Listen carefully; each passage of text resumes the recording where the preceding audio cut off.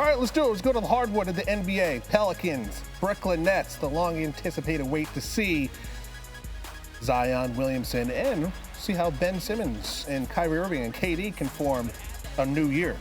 There he is, the regular season debut for him. He hasn't played in a very long time. Early first quarter, KD has it. He doesn't anymore.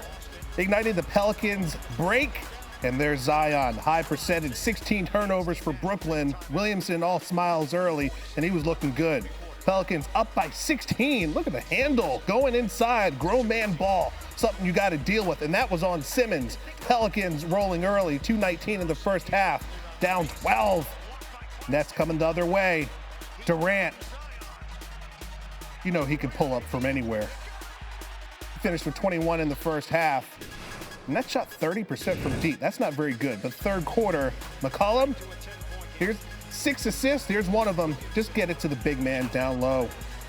22 points in the paint. Later in the third, Ingram. Nice pull-up from the wing. And he's fouled by Durant. Ingram had a huge third quarter. About 1 minute later, Alvarado misses the three. Pelicans get the board. And Ingram draining the three. They outscored the Nets 36-4 on second chance points. They got a 20-point lead heading into the fourth. Baseline, Simmons fouls Trey Murphy the third. And this was a night he would like to have back. 4 points, 5 rebounds, 5 assists, and he fouled out. He was the Nets were minus 26 when he was on the floor. Pelicans swinging that ball around. Devontae Graham, Williamson. Baseline jam, he had 25 points, 9 rebounds, 4 steals. Pelicans win by 22. Zion, the leader of the possible sleeper in the West. It was a decent starter performance. I already spoke to my mom in the hallway, hardest critic I got. But it's a lot of room for improvement. I'm still learning my teammates. Now we get real in-game reps. I'm just excited to grow. This is one of those things where I'm upset that we lost, but I'm also glad that we got tested tonight by a great team because we need these. And it's not time to put our heads down or anything like that, but we have to show a strong resolve and show strong faces and not be swayed so much by our home crowd getting antsy, because we were definitely very antsy tonight. Antsy and rusty. Zion, he was not rusty. Recorded his 47th career game with 25 points and 50% shooting from the field.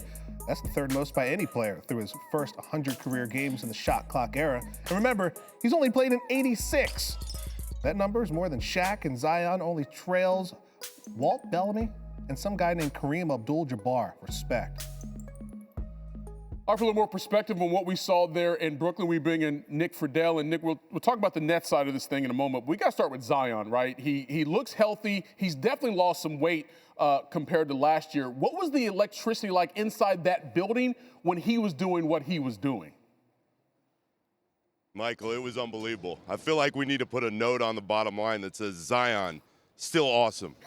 Because when he checked in and he's running up and down the floor, the buzz was here at the Barclays Center. I just asked Kevin Durant about it a couple minutes ago, and he said it's a typical night for him now.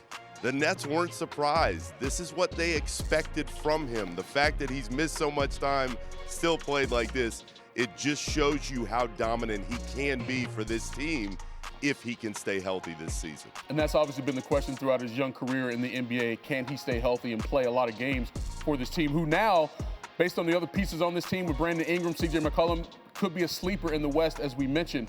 And even though, Nick, the Nets were expecting maybe a solid performance from Zion Williamson, they clearly didn't expect to get blown out at home to open up the season. They had a summer full of dysfunction, but still a lot of people were picking them to challenge for the East, maybe even go to the NBA Finals. We just heard from Kyrie saying it's too early to be putting our heads down, but I know you spoke to the other guys as well. What was their overall sense following this loss? Not great.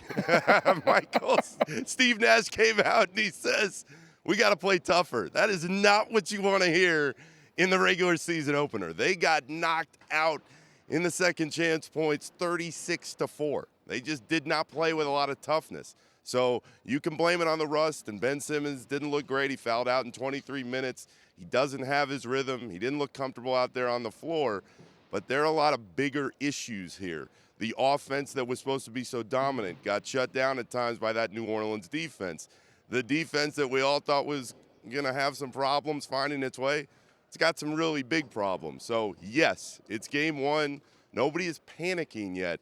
But when you're listening to Kevin and Kyrie saying, well, we got to be better, and I'm glad we had, Kyrie said, I'm glad we had this experience now. I think it will help us in the future. Michael, that November schedule for the Nets is brutal. They got a lot of tough road games.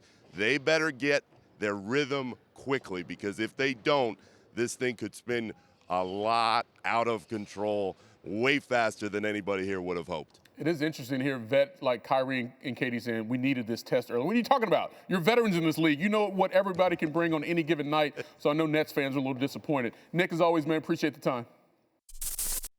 Thanks for watching ESPN on YouTube. For live streaming sports and premium content, subscribe to ESPN+.